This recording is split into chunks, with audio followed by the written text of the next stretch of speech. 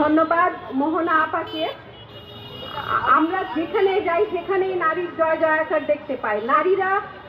নারীরা সবখানে সব জায়গার মধ্যমণি হয়ে থাকে।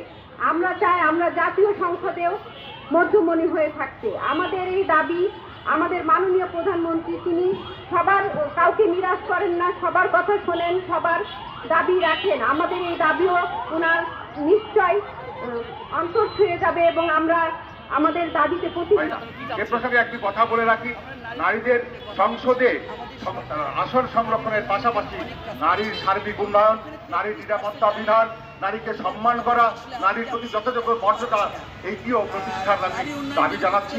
কারণ আমরা প্রায় দেখছি যে সকল শিক্ষা প্রতিষ্ঠান থেকে শুরু করে প্রতিটা প্রতিষ্ঠানে নারীর প্রতি অবজ্ঞা করা হয়, নারীর প্রতি এক ধরনের বৈষম্য আচরণ করা হয়। এটি অতি অবশ্যই বর্জন করতে হবে, নিষিদ্ধ করতে হবে, বন্ধ করতে হবে। তা না হলে নারী প্রগতি তথা রাষ্ট্রের কোনো প্রগতি এগিয়ে যেতে পারে না।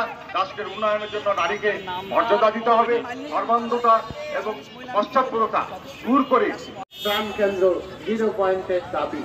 আমাদের এই রাজশাহীর প্রাণকেন্দ্র 0 পয়েন্টের দাবি একটা। আমি সকলকে আমার সংগ্রামী সালাম ও শুভেচ্ছা জানিয়ে আমার সংক্ষিপ্ত বক্তব্য শেষ করছি। সকলকে আন্তরিক সালাম ও শুভেচ্ছা। আসসালামু আলাইকুম ওয়া রাহমাতুল্লাহ। সম্ভব নয়, তাই আমি বিনীতভাবে সরকারকে অনুরোধ করব যে আপনারা যারা ক্ষমতায় আছেন, আমরা জানি যে নারী আজকে আমাদের আজকে তাদেরকে দিতে হবে। আপনারা জানেন যে বাংলাদেশে ডিজিটাল বাংলাদেশ তৈরি হয়েছে। আজকে যদি বর্তমান সরকার না থাকতো, আমরা আজকে নারীরা একত্রিত হয়েছি এই রাজশাহীর প্রাণকেন্দ্রে 0 পয়েন্টে।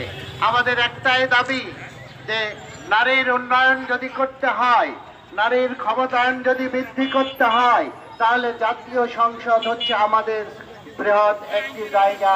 সে জায়গাতে নারীর ক্ষমতায়ন প্রতিষ্ঠিত করতে হবে।